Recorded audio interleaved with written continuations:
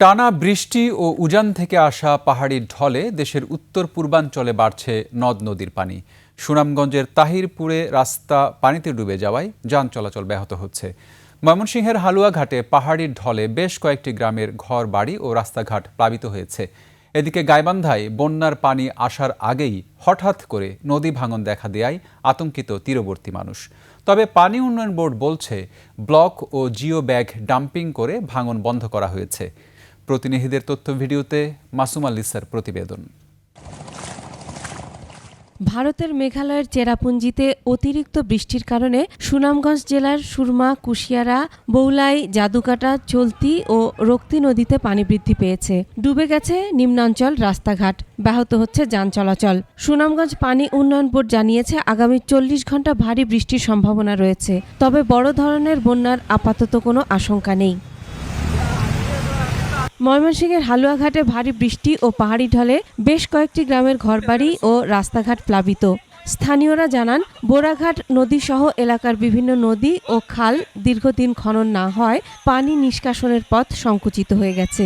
এতে সামান্য বৃষ্টি ও পাহাড়ি ঢলে প্লাবিত হয়ে যায় আশপাশের এলাকা। চরম দুর্ভোগে পড়েন গারো আদিবাসী সহ বাসিন্দারা। এদিকে গাইবান্ধায় স্থায়ী তীর সংরক্ষণ প্রকল্পের কাজ শেষ হওয়ার আগেই সাঘাটা উপজেলার প্রায় 100 মিটার এলাকা নদীগর্ভে বিলীন হয়ে গেছে। এতে কাজের গুণগত মান নিয়ে জনমনে নানা প্রশ্ন ও ক্ষোভের সৃষ্টি হয়েছে।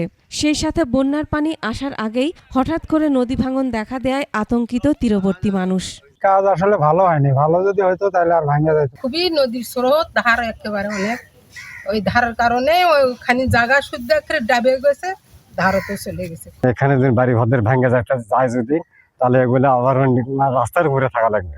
সঠিকভাবে ডাম্পিং না হওয়া এবং কিছু এলাকা থেকে বালু তোলায় এই ভাঙনের কারণ। সেখানে যে জিও ব্যাগ ডাম্পিং করার যে কথা ছিল সেটা সে তুলনা মোতাবেক না করার কারণেই সেখানে গভীরতার হওয়ার কারণে এখানে নদী ভাঙনের সৃষ্টি হয়েছে। প্রায় 798 কোটি টাকা ব্যয়ে ফুলছড়ি উপজেলার কাতলামারি থেকে সাঘাটা উপজেলার গোবিন্দি ও হলদিয়া পর্যন্ত প্রায় 10 কিলোমিটার যমুনার তীর রক্ষায় এই প্রকল্পের কাজ শুরু হয়। গাইবান্ধা পানি উন্নয়ন বোর্ডের নির্বাহী প্রকৌশলী জানান, মাটি সরে যাওয়ায় ভাঙন দেখা দিয়েছিল।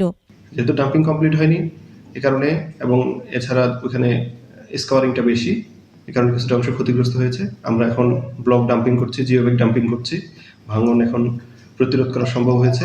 আশা করছি আর ভাঙনের সম্ভাবনা থাকবে না।